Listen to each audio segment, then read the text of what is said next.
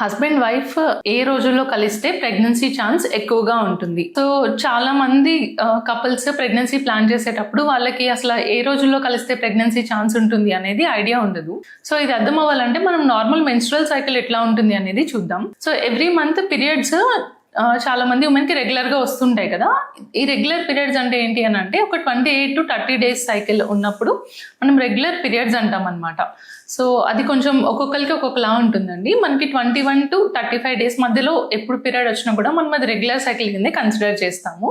So less than 21 days కానీ more than 35 days కానీ వస్తున్నప్పుడు మనం దాన్ని ఇర్రెగ్యులర్ పీరియడ్స్ అని అంటాం అనమాట.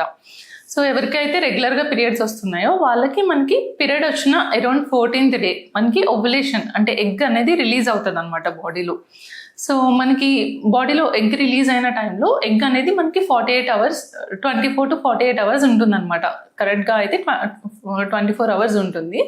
సో అండ్ స్పామ్ వచ్చేసి మనకి 72 hours వరకు మనకి స్పామ్ రిప్రొడక్టివ్ ట్రాక్లో సర్వైవ్ అవుతుంది అనమాట.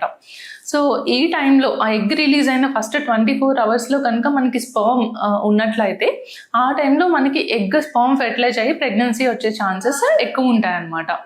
సో బట్ ఈ ఓవ్యులేషన్ టైం అనేది అందరికీ మనకి స్కాన్లో చూడగలుగుతాము అండ్ కొన్ని టెస్ట్ల ద్వారా మనం ఈ ఓవ్యులేషన్ అనేది ట్రాక్ చేయొచ్చు అనమాట. బట్ న్యాచురల్గా వితౌట్ ఎనీ టెస్ట్ ట్రై చేసే వాళ్ళకి ఏంటంటే అప్రాక్సిమేట్గా పీరియడ్ వచ్చిన అరౌండ్ 10th day నుంచి 18th day వరకు ఎవ్రీ ఆల్టర్నేట్ డే వాళ్ళు కలిసినట్లయితే మనకి ఎగ్ 24 hours ఉంటుంది, స్పామ్ 72 hours ఉంటుంది. కాబట్టి మనకి every alternate day 10th to 18th day కలిస్తే ప్రెగ్నెన్సీ ఛాన్సెస్ అనేవి ఇంప్రూవ్ అవుతాయి అన్నమాట.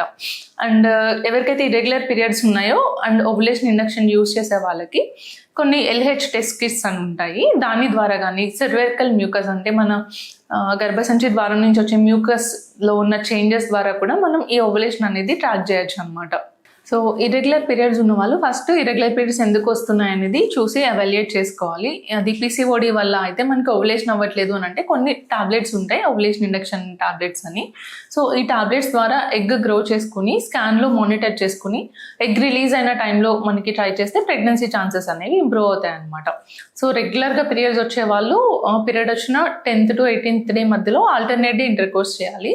ఇర్రెగ్యులర్ సైకిల్స్ వాళ్ళు మనకి ఓవ్యులేషన్ ట్రాక్ చేసుకుని ఓవ్యులేషన్లో ఎగ్ రిలీజ్ అయినప్పుడు ట్రై చేస్తే మనకి ప్రెగ్నెన్సీ ఛాన్సెస్ అనేవి ఎన్హాన్స్ అవుతాయి. Thank you.